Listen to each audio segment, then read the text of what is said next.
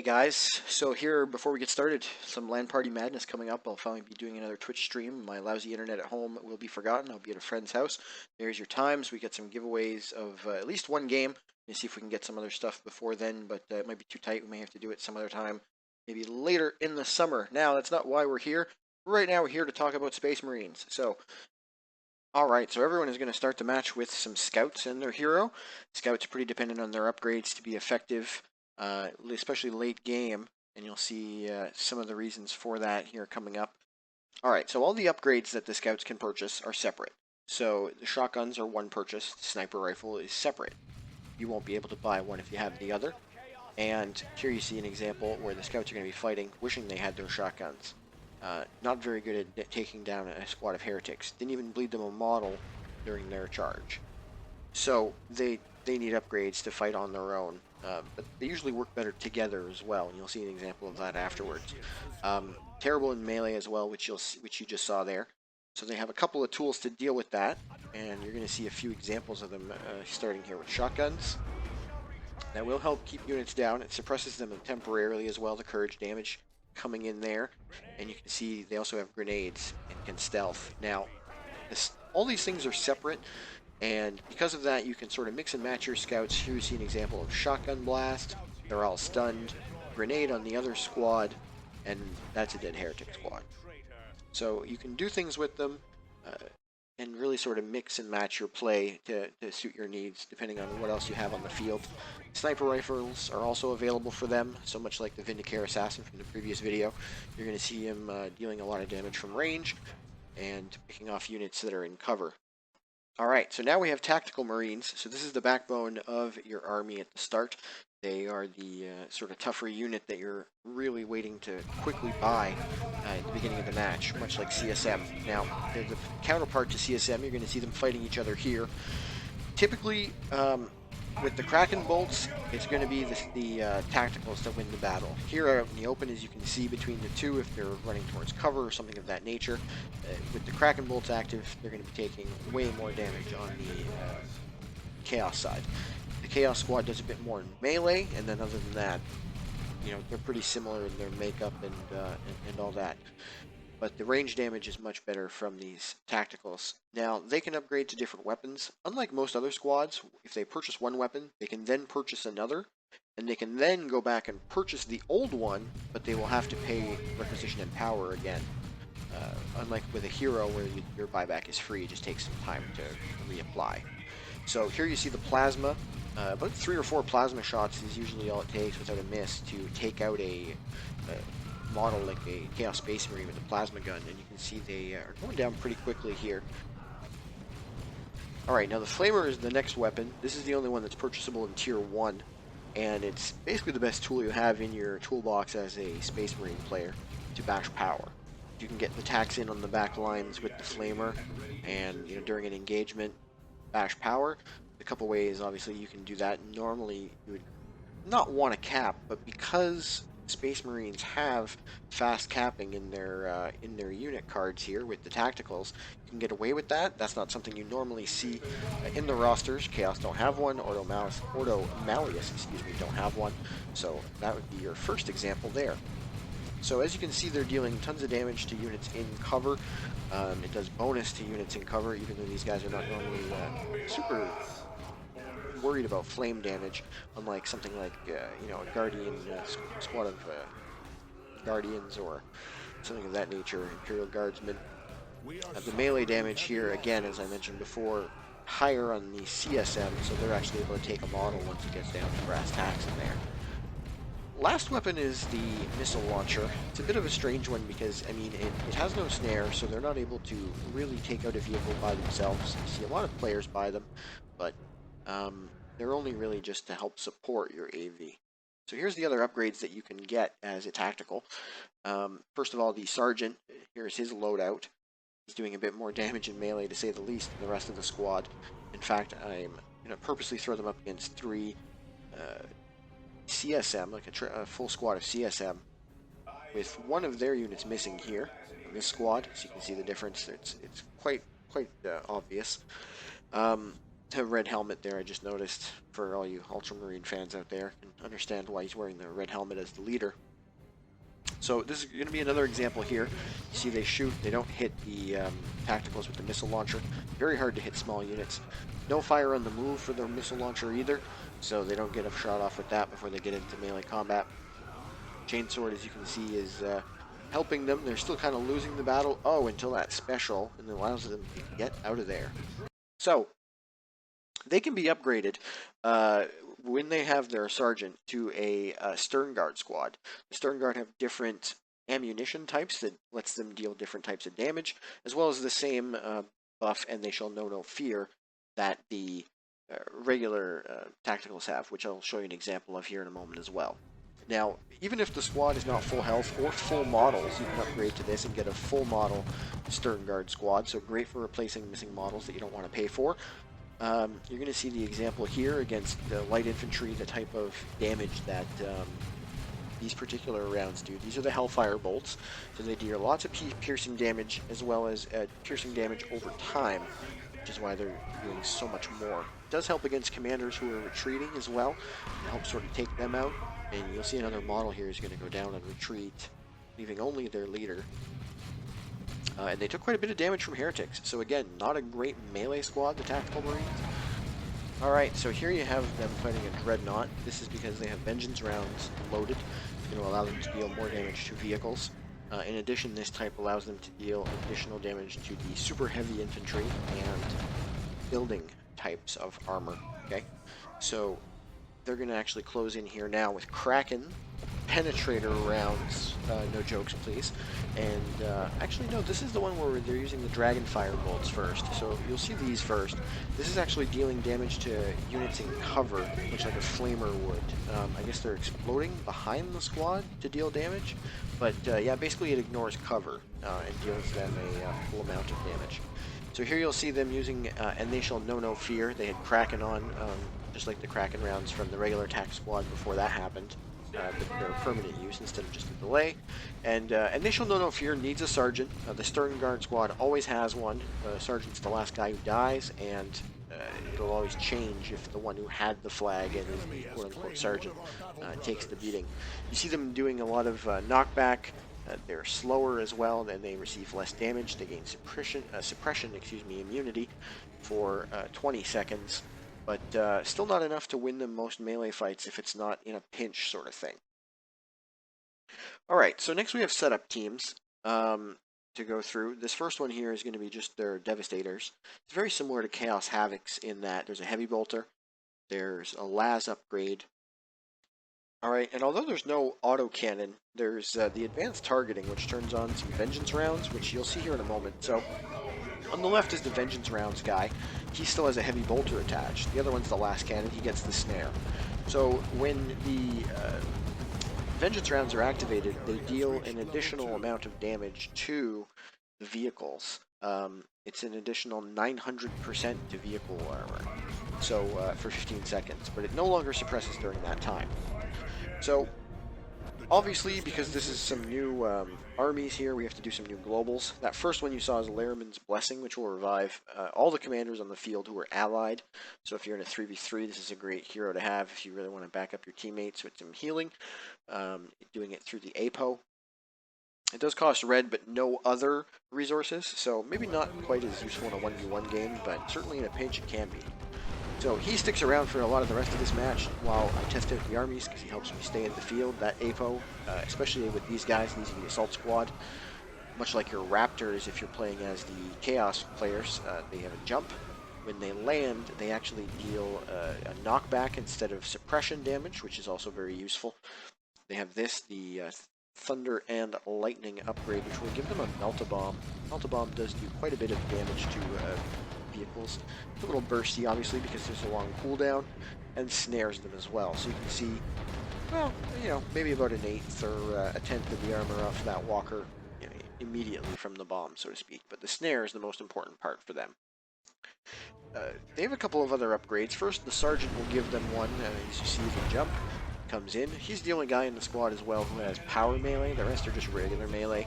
And he has that knockback ability there. It's a big line of knockback similar to the Chaos Sorcerer's Orb Staff. So the other one that these guys can do is the blind grenades. I don't really see a lot of people use these, but they're pretty useful at taking out turrets and other things. You can see it takes down the turret to almost no distance. If you use these against units in buildings as well, you can reduce their sight. So it has its uses, but I just don't see a lot of players taking advantage of them, so to speak. All right. So much like a tactical squad can be turned into a stern guard squad, a assault squad can then be turned into a vanguard veteran squad. So these guys are another jump troop. Everyone in the squad has power melee, and they all have a different weapon that they're using to get to that. I think there's 2 power swords though, actually. Yeah, and then there's a guy with a lightning claw, and then there's a thunder hammer. So here you can see them going to work on some Khorne Space Marines.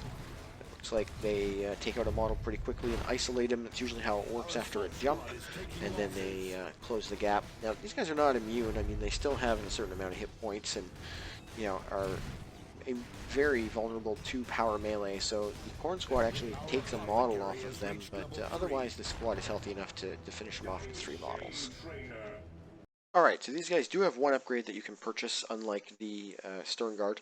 The Vanguards have a Power Fist, which will give them the heavy melee damage that they need to deal some extra damage to vehicles. And these guys are only accessible in Tier 3, so it's, situational at best. Here you see them reinforcing off a drop pod for free. Just the cost of the drop pod from Red and a requisition. And you can either get one that doesn't have a squad in it, that is implanted in all of the Space Marine commanders, and just reinforces what's on the field for a little less, or you can pay a bit extra, get a tactical Marine squad brought in as well, and watch them roll face. So here you saw the extra damage they were dealing there to the tank after the Power Fist was added. Alright, so since we went up in the other tiers, kind of off the hop there, we have to go back and talk about what else you can get, starting with Plasma Devastators. So you've seen Noise Marines, you've seen the Noise Marine upgrade. You're going to see something very similar. A guy who's got trouble shooting over long distances if there's rough terrain, sort of different heights and elevations. A guy who can knock back the own people in your squad as well, but deals very good damage on hits. Even to vehicles, you'll see here in a direct hit, takes a good chunk of damage. And then another guy has to pick up a weapon since the first one died.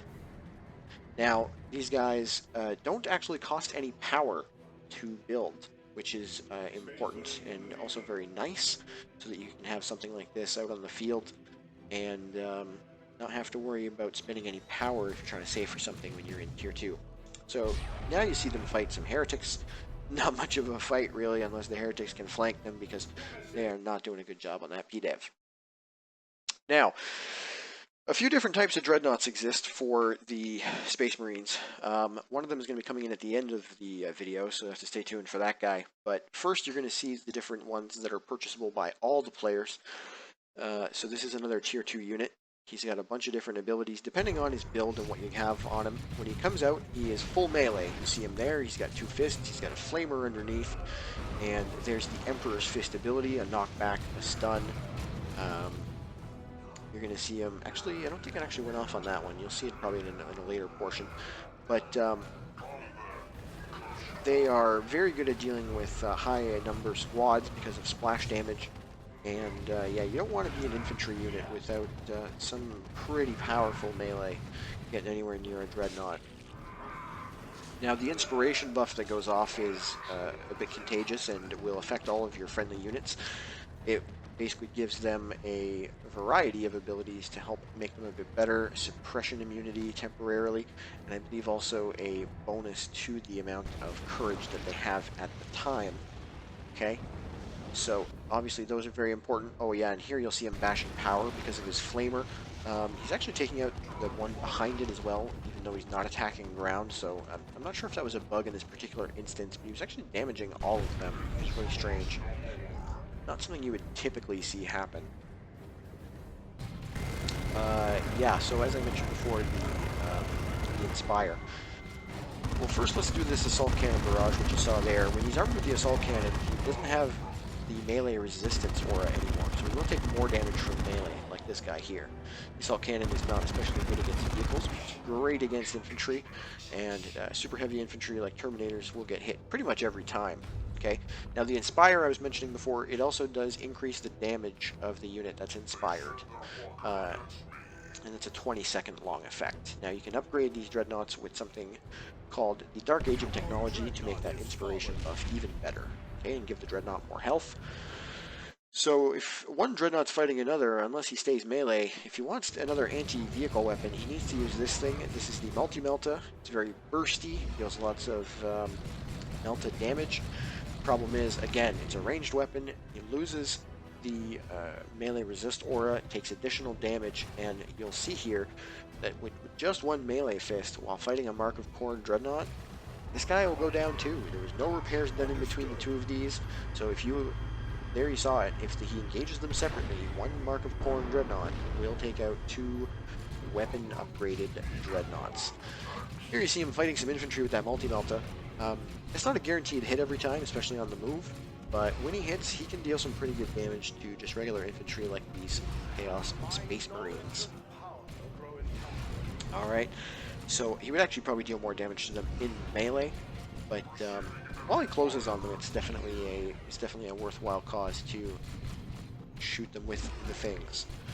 So this dreadnought is the last in the ones that we're doing for now. One of the other heroes is a special dreadnought that he can call in, and we'll have to get to that one a little bit later, because we're going to see, first of all, no white. So next we're going to see the Razorback. So this is the transport unit to help get the units around the field a little better that fit inside. So your tactical marines, your scouts, set up teams to put them into a flanking position more quickly, that sort of thing. Not a lot of upgrades on this guy. An armor upgrade, which is kind of really necessary because it's a very squishy unit.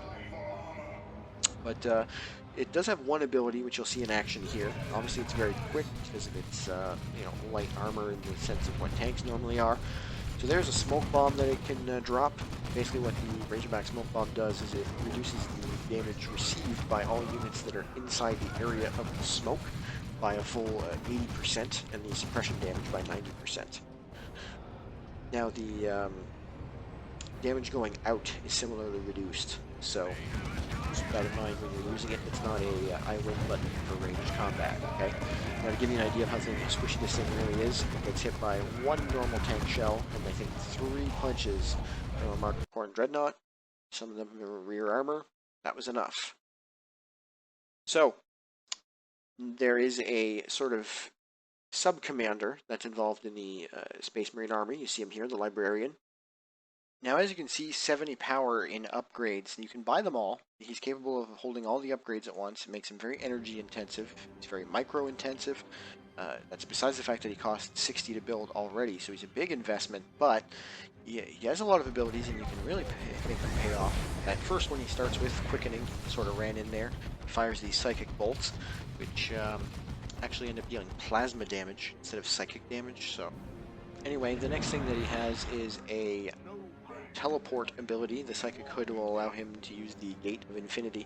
So very helpful for getting your Terminators out of trouble, especially if you're the Force Commander and you have Assault Terminators, which we'll get to later. But yeah, Terminators, because they are very slow and can only teleport on a short cooldown, it's very helpful to have.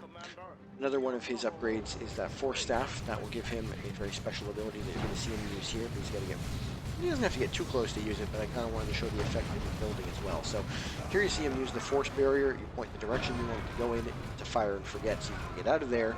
And here you see it knocking back the units that it approaches and generally making their lives pretty miserable. So I'm going to be doing a little bit of something with him and also with the Whirlwind. This is a tier 2 vehicle that you can get as a Space Marine.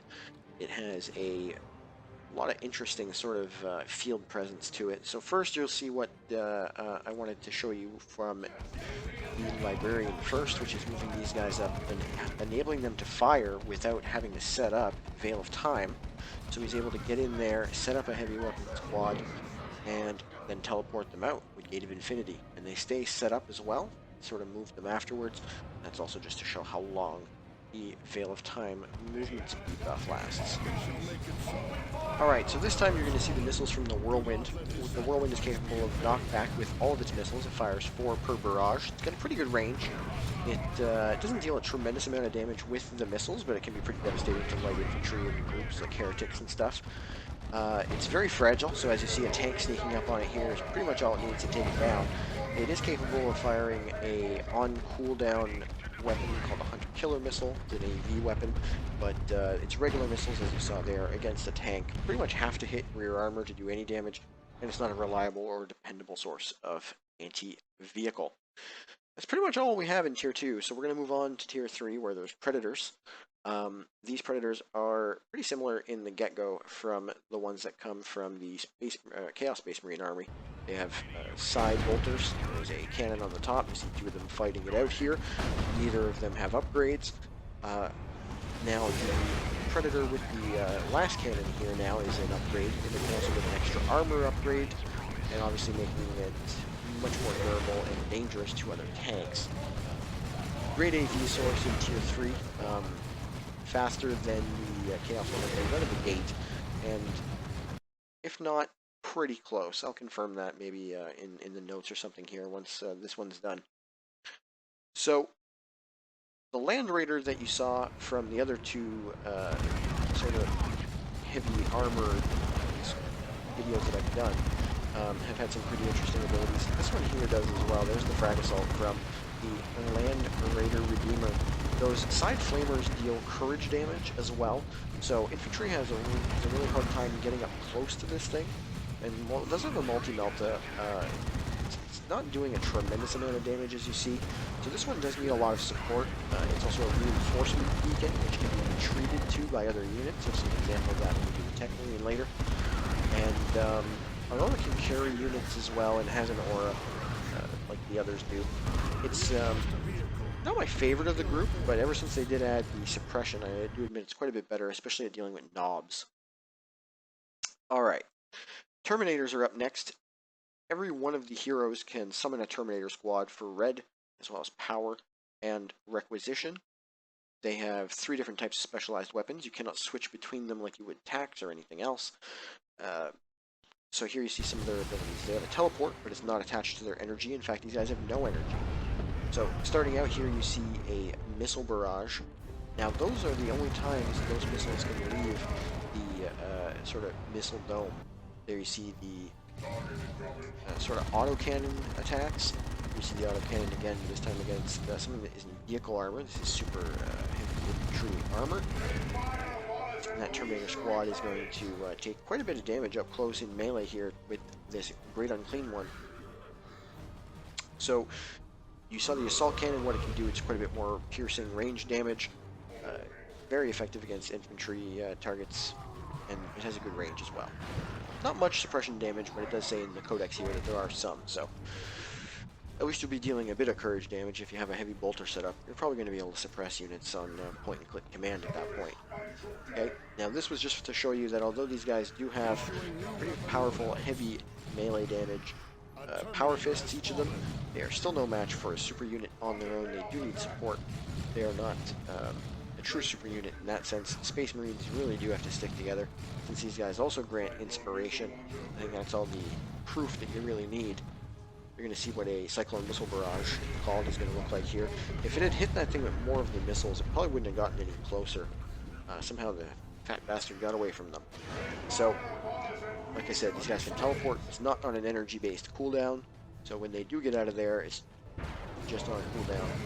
You don't have to worry about having the energy to do it. If these generators look like they're going down really fast, the speed isn't turned up or anything.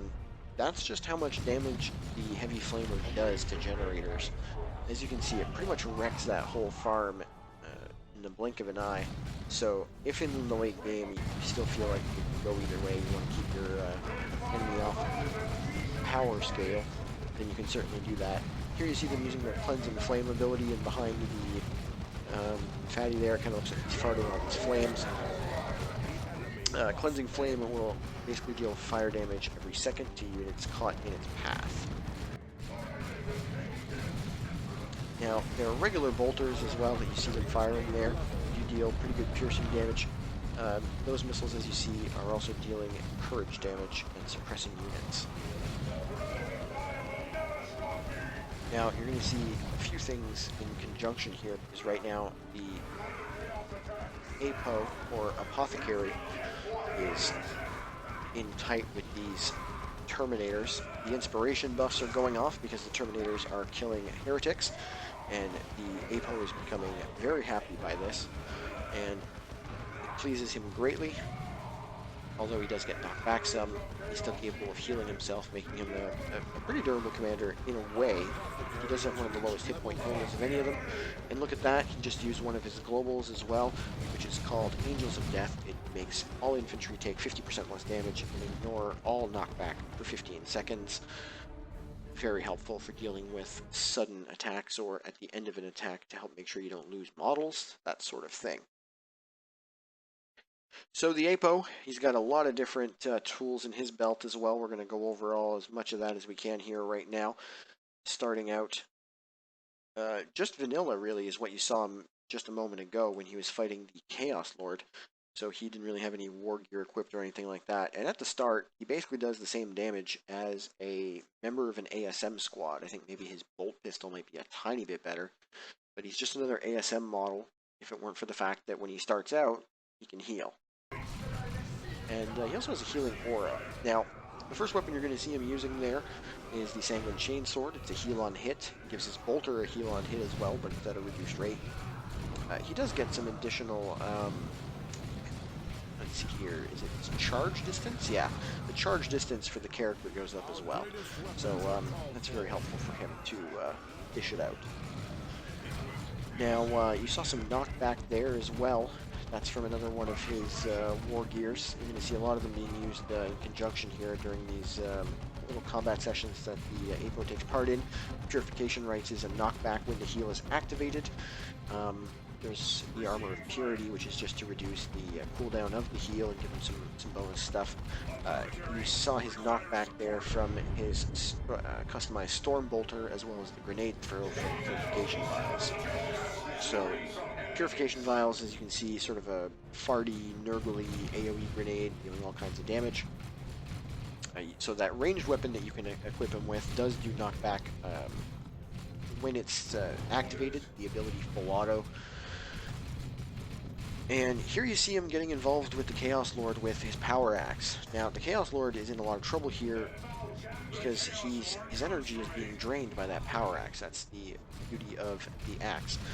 He gets a plasma pistol for helping him deal with some other units. And the energy is restored as well to the Apothecary on hit with that thing. So very helpful stuff. He has some improved medical equipment, which you saw him healing large amounts of infantry that were around him. He was actually doing that with the Armor of the Apothecarian. So a lot of these things are just to help him heal, give him more energy, keep him in the fight, help make sure that he can take out his enemies pretty quickly. So coming up next is the Force Commander. Now, this guy is the in-your-face sort of all-out attack hero for the Space Marines.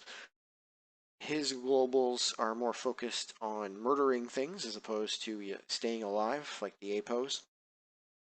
His war gears are pretty specific to tasks, and you'll see all of that here as we take part. The drop pod, as we mentioned before, obviously that's there.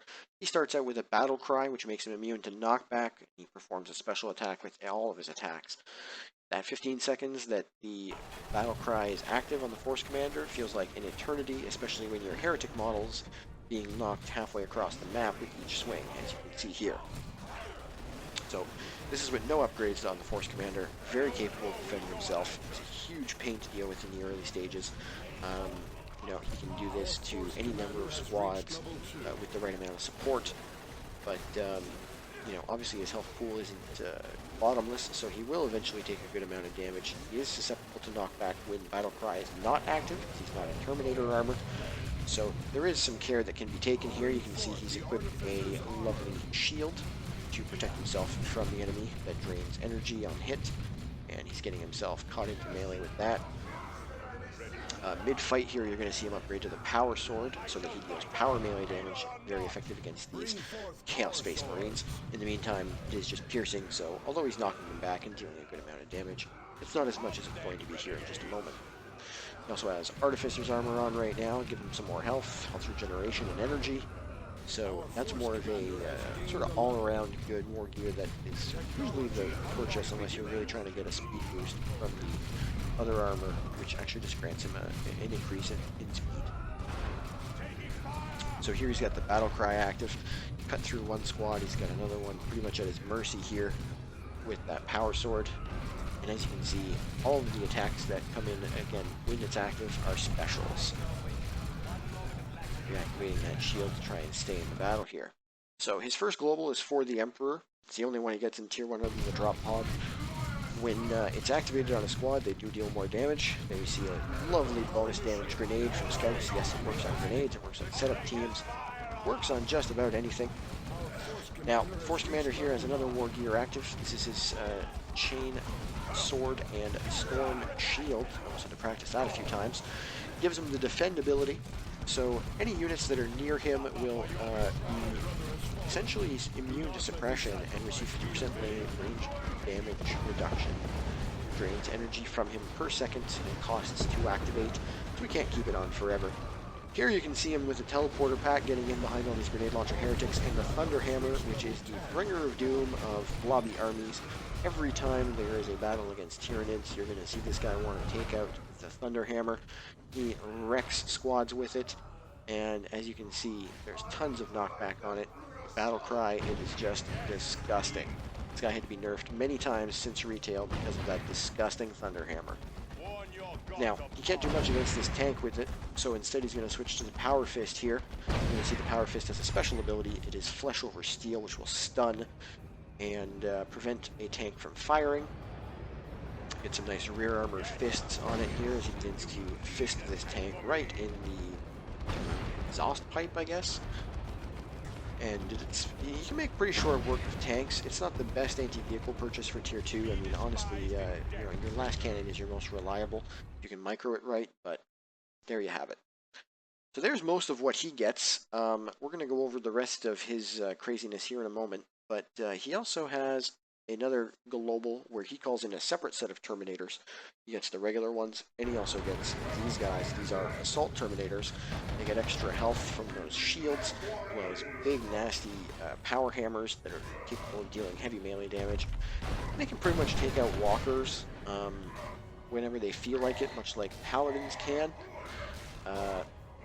They're not quite as tanky as Paladins. They don't have any other special abilities other than their teleport.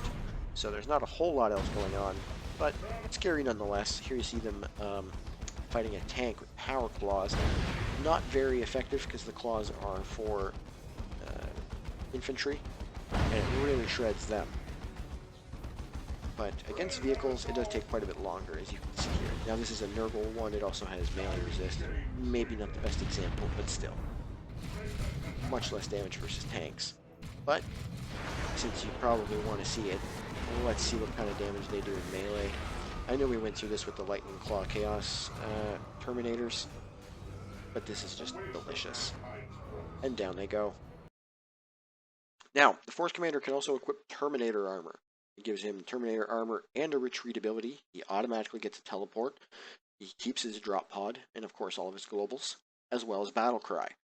The only other special ability that he can get is from a war gear of a weapon purchase. All of your other purchases are null and void. There are no trinkets or accessories, if you will.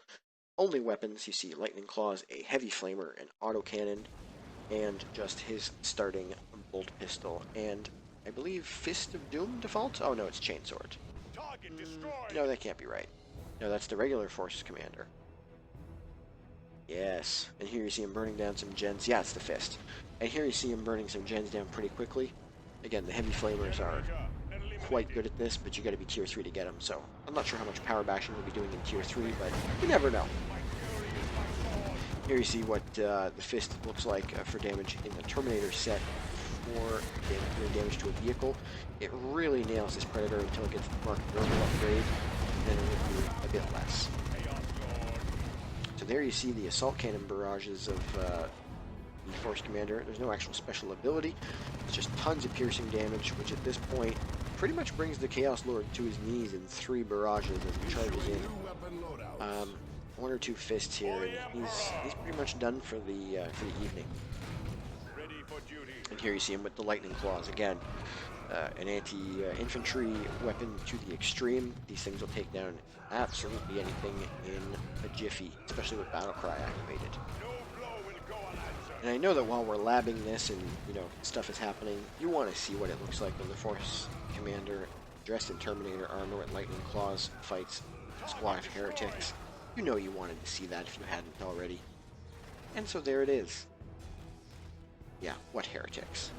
He could probably take on about 10 of these squads before he had to retreat. Mark of Corn CSM, stuff like this is still going to obviously do lots of damage to him. You see he gets taken down pretty badly by these guys, but these guys are some of the best melee units in the game, to be fair. I promised some turrets. I noticed that we hadn't covered turrets previously. It was very important that we did that. So here you're going to see the different turrets, not only for the Tech Marine, who we're going to do next, but also the Plague Champion, because we've already done him. Here are what turrets look like suppressing things. You kind of already saw this with the ASM and the base turrets, so that's the turret for the Plague Champion. You can see it has a wider aura than the base turrets do. Okay, and that it can be upgraded in Tier 2 for free to a Last Cannon. Okay, this Last Cannon does not snare. That is just me forgetting to continue to micro with the Dreadnought. Now this thing fires a bit slower than the Tech Marine version, but I believe deals more damage, and it ends up being pretty much the same in the end. So how durable are these turrets? Well, double scout grenades, you know, might have done a quarter of its health or so. Nothing too fancy. So here's the Space Marine one for the Tech Marine, and it can be upgraded to missile launcher. So it's 2 separate missiles, but when you add them up, it's just a tiny bit more than what the last cannon does. So there's the bullets, there's the missiles, and as you can see, he will fire his missiles. Scouts are there to repair it, just in case, but as you can see, hardly needed, and they tear him down pretty quick there. Okay, Tech Marine and the Plague Champion can each place those in the field for about 30 power, and about 200 or 300 requisition there you saw.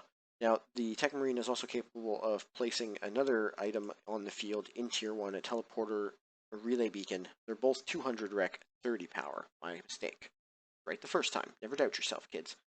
Alright, so you're taking a look right now at all of his armor, all of his weapons, all of his, abilities, the different types of damages that they all deal. It's quite a lot to take in here. He's got a lot of tools in his tool belt, some pretty helpful stuff. He's the guy, obviously, since the APO is the one who's there for the infantry. His Tech Marine is there for the tanks and the buildings. He needs his generator farms pretty bad. You technically... Yeah, you probably find yourself using your power a little more with this guy, because he's got a lot of great war gears that you want to get out early. Here he is just regularly, though. That out-of-the-gate DPS with default bolter for this guy, the Tech Marine, is just phenomenal. Like, you see him picking off models here. That's more than the whole scout squad. He's doing 35 damage per second with his bolter, 60 per hit. Most heretics can't take more than, I believe, what, 3? The 4th would kill them? I think that's right. So here you see him with the Master Crafted bolter. It has a sniper shot. You see them walking over some mines there. That's from his Artificer armor, which gives him proximity mines.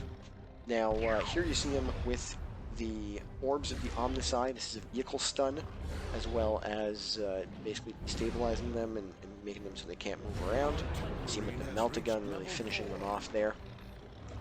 Getting a good amount of damage from the Melta, obviously limited range, and no special abilities with that thing. There you saw Bionics, the armor that provides a knockback ability to units in melee, and makes him tankier and capable of better melee damage. There's a reason for that we'll get to after. Here you see him with the Plasma Gun. The Tech Marine with the Plasma Gun is probably one of the best things you can use against stuff like CSM. He deals a tremendous amount of damage. It has a Plasma Overcharge ability that increases the rate of fire. Alright, and here you see it actually activates the refractor field, so this thing will use up energy instead of health every time the Tech Marine is damaged for 5 damage. takes 1 energy away, so pretty worthwhile in that sense. It will also reduce the accuracy of enemies attacking the Tech Marine by 20%, so he automatically takes less damage. Here you see him with the melee axe. He's also hanging out here with probably the best war gear he really has, Mark Target.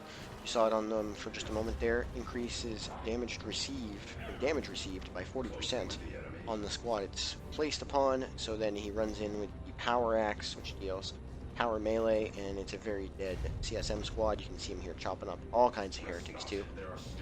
Just nasty stuff. So his globals revolve around vehicles, as you can imagine, although he does keep the regular Terminators and the drop pod and the orbital bombardment, which we won't go over again today, obviously, because it's in my video for the Grey Knights. He can summon a venerable dreadnought, which appears in a drop pod. When this guy lands on the battlefield, you know it. So you're going to see the Tech Marine here hitting things with his axe again. You see what looks like a drop pod insignia. Oh, okay, you know, maybe some tactical Marines. Nope, guess again. So this guy, because of his shock and awe, late on the field, appear and smash things ability, can really turn the tide of engagements. You saw the Emperor's Fist there, which I mentioned we didn't get to in the other Dreadnought. So that's a stun, a knockback, and damage. And as you can see, he has a charge as well, capable of even knocking down the Chaos Lord. So anything in Terminator armor will actually get taken out by this guy when he does his charge, okay? And speaking of Terminator armor, here's some now, so let's show you again. See you later, guys. And then watch this Heretic squad. Oh, man, he almost kills the whole squad with that charge. Crazy. Alright, now I did promise we were going to talk about the other thing that the Tech Marine can do, which is put down a teleporter relay beacon. So here you see some scouts who are in all kinds of trouble all by themselves in their little world. They force retreat. When this thing is built, it automatically sets itself as the retreat point. It will reinforce much like an HQ does. It has a healing aura like an HQ does, but it cannot build units, and it's great for being out on the field. Another situation where it might be better for team games, that sort of thing, though. Alright, so that's pretty much it. We're done the Space Marine video. Here you see my cat tax. Here you see how to contact me. Alright, shoutouts once again to Cosmic Comet for the art, Counter Clockwork for the tunes, and of course Looniest Rumble for helping me record these vids. The viewers out there for enjoying themselves and leaving comments, getting in touch with me, letting me know about all that good stuff. You know who you are. Thank you very much. And hopefully we'll see you guys out there this weekend. I'd like to extend challenges to anyone who watches to play some 40k if we have time during the evening. I know the guys are going to be looking at some other games. It's a lot of shooters, but I do want to try to duck out and maybe do some of this with you guys if I can. Thanks. Later.